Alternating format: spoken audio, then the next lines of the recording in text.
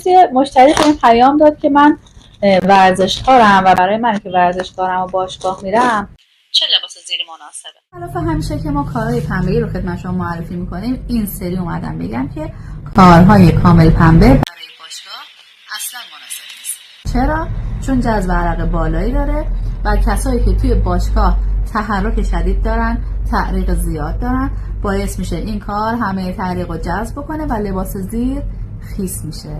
پس چه قبل از اینکه بگیم چه جنسی برای باشگاه رفتن و برای ورزشکار مناسبه، اول باید بگم بهترین مدل برای باشگاه کارای باکسر، پادار و نیمپا هستن. بهترین جنس برای باشگاه کارای پنبه لاکراست. پنبه لاکرا کشسانی داره، پارچه نازکتره، عبور هوا خیلی راحت انجام میشه، بنابراین لباس زیر خیس نمیمونه. تنوع شورت‌های لاکرا توی مغازه ما خیلی زیاده، چه از کارهای کشپهن اسپورت، چه این کارهای کشپهن رودوزی شده که این مدل اسلیپشه و این مدل نیمپاست.